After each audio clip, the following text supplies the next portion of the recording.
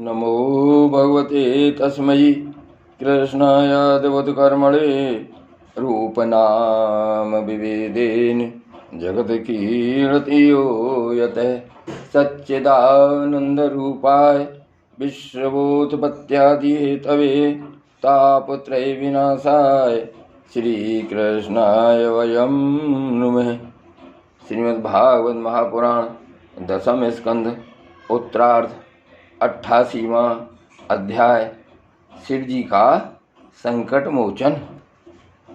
राजा परीक्षित ने पूछा, भगवान शंकर ने समस्त भोगों का परित्याग कर रखा है, परंतु देखा यह जाता है कि वह जो देवता असुर अथवा मनुष्य उनकी उपासना करते हैं, वे प्रायः धनी और भोग संपन्न हो जाते हैं, और भगवान विष्णु लक्ष्मीपति हैं, परंतु उनकी उपासना करने वाला प्रायः धनी और भोग संपन्न नहीं होते। दोनों प्रभु त्याग और भोग की दृष्टि से एक दूसरे से विरुद्ध स्वभाव वाले हैं, परंतु उनके उपासकों को उनके स्वरूप के विपरीत फल मिलता है। मुझे इस विषय में बड़ा संदेह है कि त्यागी की उपासना से भोग और लक्ष्मीपति की उपासना से त्याग कैसे मिलता है, मैं आपसे यह जानना चाहता हूँ। श्री सुखदेव जी कहते हैं, परीक्षित, शिव जी सदा अपनी शक्ति से युक्त रहते हैं। वे सत्व आदि गुणों से युक्त तथा अहंकार से के अधिष्ठाता हैं। अहंकार के 3 भेद हैं, वैकारिक, तेजस और तामस। त्रिविध अहंकार से 16 विकार हुए, 10 इंद्रियां, 5 महाभूत और 1 मन। अतः इन सब के अधिष्ठात देवताओं में से किसी एक की उपासना करने पर समस्त ऐश्वर्यों की प्राप्ति हो जाती है। परंतु परीक्षित, भगवान श्री हरि तो प्रकृति से परे स्वयं पुरुषोत्तम एवं प्राकृत गुण रहित हैं। वे सर्वज्ञ तथा सबके अंतःकरणों के साक्षी हैं। जो उनका भजन करता है वह स्वयं भी गुणातीत हो जाता है। परीक्षित, जब तुम्हारे दादा धर्मराज युधिष्ठिर अश्वमेध यज्ञ कर चुके, तब भगवान से त्रिविध प्रकार के धर्मों का वर्णन सुनते समय उन्होंने भी यही प्रश्न किया था। परीक्षित, भगवान श्री कृष्ण सर्वशक्तिमान परमेश्वर हैं। मनुष्यों के कल्याण के लिए ही उन्होंने यदुवंश में अवतार धारण किया था। राजा युधिष्ठिर का प्रश्न सुनकर और उनकी सुनने की इच्छा देखकर उन्होंने प्रसन्नतापूर्वक इस प्रकार उत्तर दिया था। भगवान श्री कृष्ण ने कहा, राजन, जिस पर मैं कृपा करता हूँ उसका सब धन धीरे धीरे छीन लेता हूँ। जब वह निर्धन हो जाता है तब उसके सगे संबंधी उसके दुखाकुल चित्त की परवाह न करके उसे छोड़ देते हैं। फिर वह धन के लिए उद्योग करने लगता है, तब मैं उसका वह प्रयत्न भी निष्फल कर देता हूँ। इस प्रकार बार बार असफल होने के कारण जब धन कमाने से उसका मन विरक्त हो जाता है, उसे दुख समझकर वह उधर से अपना मुंह मोड़ लेता है और मेरे प्रेमी भक्तों का आश्रय लेकर उनसे मेल जोल करता है। तब मैं उस पर अपनी अहेतुक कृपा की वर्षा करता हूँ। मेरी कृपा से उसे परम सूक्ष्म अनंत सच्चिदानंद स्वरूप पर ब्रह्म की प्राप्ति हो जाती है। इस प्रकार मेरी प्रसन्नता, मेरी आराधना बहुत कठिन है। इसी से साधारण लोग मुझे छोड़कर मेरे ही दूसरे रूप अन्यान्य देवताओं की आराधना करते हैं। दूसरे देवता आशुतोष हैं। वे झटपट पिघल जा पड़ते हैं और अपने भक्तों को साम्राज्य लक्ष्मी दे देते हैं। उसे पाकर वे उच्छृंखल, प्रमादी और उन्मत्त उड़ते हैं और अपने वरदाता देवताओं को भी भूल जाते हैं तथा उनका तिरस्कार कर बैठते हैं। श्री सुखदेव जी कहते हैं, परीक्षित, ब्रह्मा, विष्णु और महादेव ये तीनों शाप और वरदान देने में समर्थ हैं, परंतु इनमें महादेव और ब्रह्मा शीघ्र ही प्रसन्न या रुष्ट होकर वरदान अथवा शाप दे देते हैं, परंतु विष्णु भगवान वैसे नहीं हैं। इस विषय में महात्मा लोग ये एक प्राचीन इतिहास कहा करते हैं।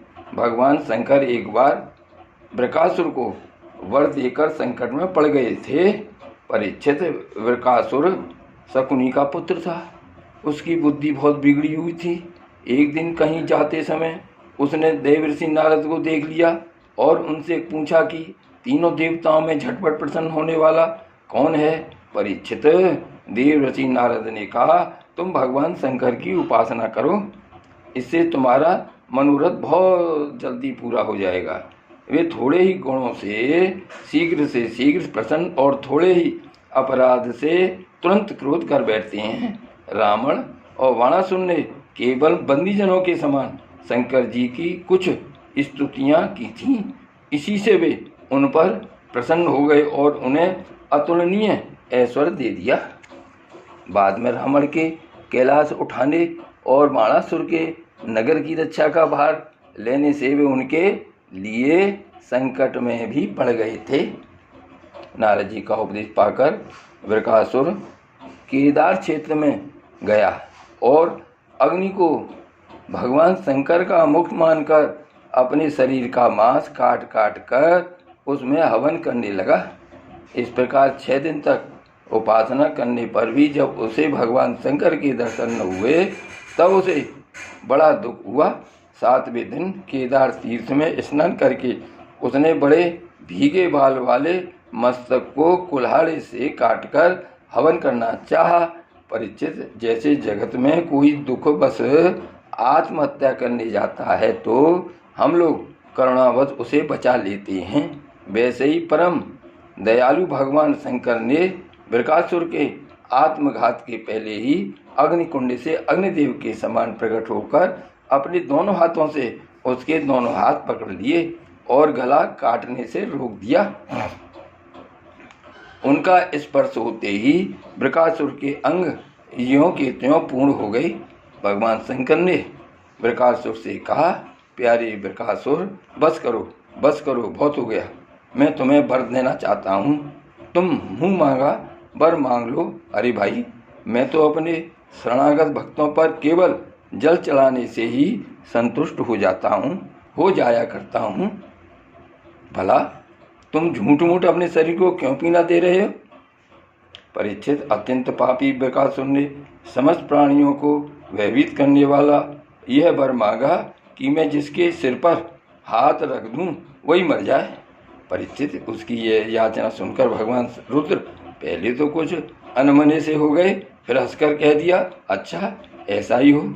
ऐसा वर देकर उन्होंने मानो सांप को अमृत पिला दिया। भगवान शंकर के इस प्रकार कह देने पर वृकासुर के मन में यह लालसा हो आई कि मैं पार्वती जी को ही हर लूं। वह असुर शंकर जी के वर की परीक्षा के लिए उन्हीं के सिर पर हाथ रखने का उद्योग करने लगा। अब तो शंकर जी अपने दिए हुए वरदान से ही भयभीत हो गए। वह उनका पीछा करने लगा और वे उससे डरकर कांपते हुए भागने लगे। वे पृथ्वी, स्वर्ग और दिशाओं के अंत तक दौड़ते गए, परंतु फिर भी उसे पीछा करते देखकर उत्तर की ओर बढ़े। बड़े बड़े देवता इस संकट को टालने का कोई उपाय न देखकर चुप रह गए। अंत में वे प्राकृतिक अंधकार से परे परम प्रकाश में बैकुंठ लोक में गए। बैकुंठ में स्वयं भगवान नारायण निवास करते हैं। एकमात्र वे ही उन सन्यासियों की परम गति हैं जो सारे जगत को अभयदान करके शांत भाव से स्थित हो गए हैं। बैकुंठ में जाकर जीव को फिर लौटना नहीं पड़ता। भक्त विहारी भगवान ने देखा कि शंकर जी तो बड़े संकट में पड़े हुए हैं, तब वे अपनी योग माया से ब्रह्मचारी बनकर दूर से ही धीरे धीरे वृकासुर की ओर आने लगे। भगवान ने मूंज की मेखला, काला मृग चर्म, दंड और रुद्राक्ष की माला धारण कर रखी थी। उनके एक एक अंग से ऐसी ज्योति निकल रही थी मानो आग धधक रही हो। वे हाथ में कुछ लिए हुए थे। वृकासुर को देखकर उन्होंने बड़ी नम्रता से झुककर प्रणाम किया।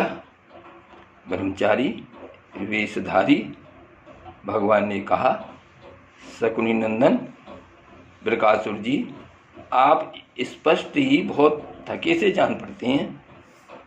आज आप बहुत दूर से आ रहे हैं, क्या तनिक विश्राम तो कर लीजिए। देखिए, यह शरीर ही सारे सुखों की जड़ है, इसी से सारी कामनाएं पूरी होती हैं। इसे अधिक कष्ट न देना चाहिए। आप तो सब प्रकार से समर्थ हैं। इस समय आप क्या करना चाहते हैं? यदि मेरे सुनने योग्य कोई बात हो तो बतलाइए, क्योंकि संसार में देखा जाता है कि लोग सहायकों के द्वारा बहुत से काम बना लिया करते हैं। श्री सुखदेव जी कहते हैं, परीक्षित, भगवान के एक एक शब्द से अमृत बरस रहा था।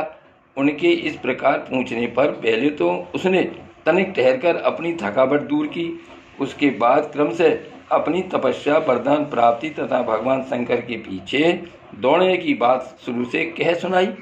श्री भगवान ने कहा, अच्छा ऐसी बात है, तब तो भाई हम उसकी बात पर विश्वास नहीं करते। आप नहीं जानते हैं क्या, वह तो दक्ष प्रजापति के हिसाब से पिशाच भाव को प्राप्त हो गया है। आजकल वही प्रेतों और पिशाचों का सम्राट है। दानवराज, आप इतने बड़े होकर ऐसी छोटी छोटी बातों में विश्वास कर लेते हैं। आप यदि अब भी उसे जगतगुरु मानते हो तो उसकी बात पर विश्वास करते हो तो झटपट अपने सिर पर हाथ रखकर परीक्षा कर लीजिए। दानव शिरोमणि, यदि किसी प्रकार शंकर की बात असत्य निकले तो उस असत्यवादी को मार डालिए, जिससे फिर कभी वह झूठ न बोल सके। परीक्षित, भगवान ने ऐसी मोहित करने वाली अद्भुत और मीठी बात कही कि उसकी विवेक बुद्धि जाती रही। उस दुर्बुद्धि ने भूलकर अपने सिर पर हाथ रख लिया। बस उसी क्षण उसका सिर फट गया और वह वहीं धरती पर गिर पड़ा, मानो उस पर बिजली गिर पड़ी हो। उस समय आकाश में देवताओं जय हो, जय जय, नमो नमः, साधु साधु के नारे लगाने लगे। पापी बकासुर की मृत्यु से देवता, ऋषि, पितर और गंधर्व अत्यंत प्रसन्न होकर पुष्पों की वर्षा करने लगे और भगवान शंकर उस विकट संकट से मुक्त हो गए। अब भगवान पुरुषोत्तम ने वह मुक्त शंकर जी से कहा कि देवादिदेव, बड़े हर्ष की बात है कि इस दुष्ट को इसके पापों ने ही नष्ट कर दिया। परमेश्वर, भला ऐसा कौन प्राणी है जो महापुरुषों का अपराध करके कुशल से रह सके? फिर स्वयं जगत गुरु विश्वेश्वर आपका अपराध करके तो कोई सकुशल रह ही कैसे सकता है? भगवान अत्यंत शक्तियों के समुद्र हैं। उनकी एक एक शक्ति मन और वाणी की सीमा के परे हैं। वे प्रकृति से अतीत स्वयं परमात्मा हैं। उनकी शंकर जी को संकट से छुड़ाने की यह लीला जो कोई कहता या सुनता है वह संसार के बंधनों और शत्रुओं के भय से मुक्त हो जाता है। श्री द्वारकानाथ की जय, श्री गोवर्धननाथ की जय।